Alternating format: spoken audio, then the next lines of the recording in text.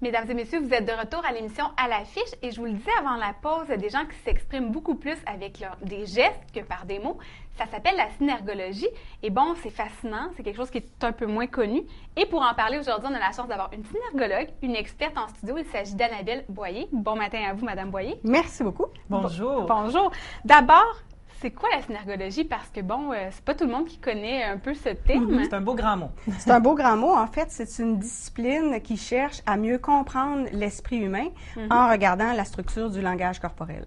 OK. C'est bien résumé. Oui. Vous êtes synergologue depuis 10 ans déjà, presque? Ça fait 10 ans que j'étudie. J'ai terminé la formation en 2009, mais ça fait 10 ans que je suis en synergologie. Et en quoi ça consiste concrètement, votre travail? Bien, en fait, quand on est synergologue, ce qu'on fait, c'est qu'on analyse, oui, les gestes, mais on analyse en fait l'ensemble du corps. Donc, on va analyser votre démarche, votre posture, les gestes que vous faites, les mouvements de langue, les mouvements de main, les mouvements des yeux, les mouvements des sourcils, la façon dont vous jouez dans vos cheveux, la façon dont vous jouez avec les crayons, les feuilles, comment vous replacez vos vêtements. Donc, on regarde tout un ensemble d'éléments qui constituent, dans le fond, la communication non verbale.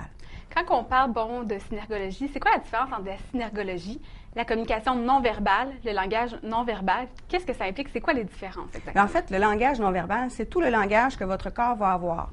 Votre ton de voix, la façon dont vous venez de vous gratter, le genre de coiffure que vous avez. Donc, on a tout un ensemble d'éléments là, qu'on va communiquer. Votre démarche, votre façon de vous déplacer. Mais le langage non verbal, il est toujours là. Que vous soyez en communication, que vous soyez tout seul, il est toujours là. Que si vous êtes tout seul, vous avez toujours la même façon de marcher. Maintenant, si vous êtes en interrelation avec quelqu'un, là, vous allez, pour vrai, dans votre cerveau, regarder comment l'autre réagit à ce que vous dites, et l'autre fait exactement la même chose, et il y a un ajustement. Parce que si vous êtes en train de raconter quelque chose, une anecdote, par exemple, puis que la personne vous regarde en montant un sourcil, elle baisse le menton, si elle a des lunettes, puis qu'elle baisse ses lunettes, elle n'a rien dit.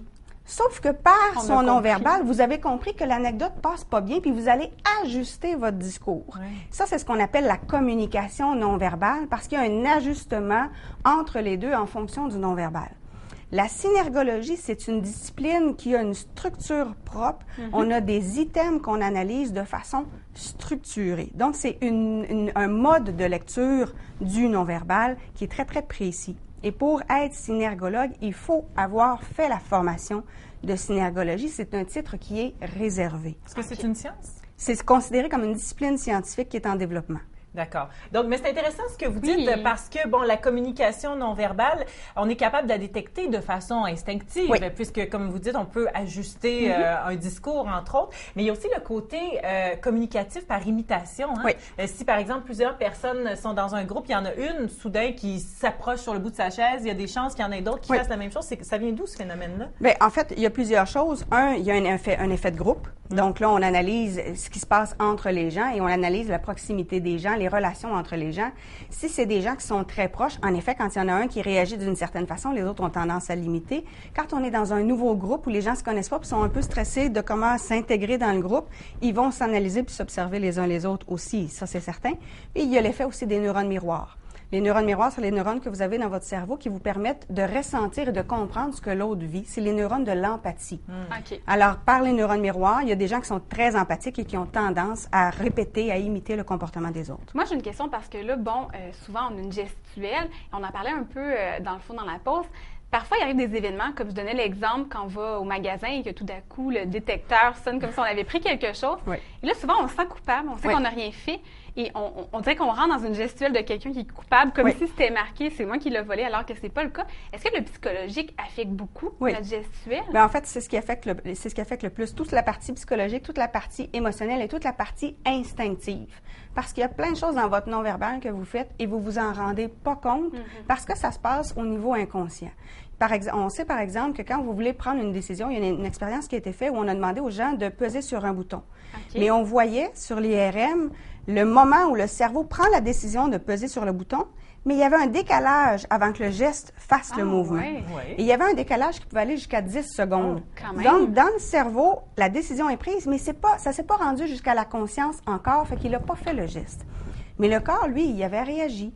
Donc, il y a plein de recherches comme ça. Il y en a une autre où on a branché des électrodes à des gens et on leur a présenté des images érotisantes pour mesurer les réactions physiologiques d'excitation. Puis ce qui a été intéressant, le visage, le corps, l'augmentation de la Il y en a qui sont température plus évidentes que corporelle, l'augmentation du rythme cardiaque, l'augmentation de la respiration, l'augmentation de la sudation, la dilatation de pupille. OK. Mais ce qui était intéressant, c'est que les réactions physiologiques sont survenues 5 minutes avant que les gens soient conscients qu'ils étaient excités.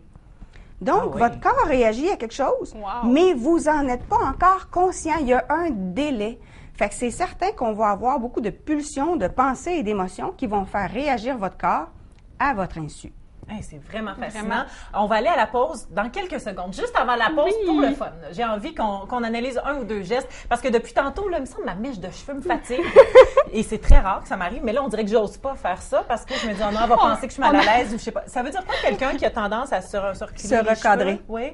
Quand on fait ça, le replacer derrière l'oreille, c'est recadrer ses idées parce qu'on veut s'enligner comme il faut. Puis vous êtes quelqu'un qui aimait la précision.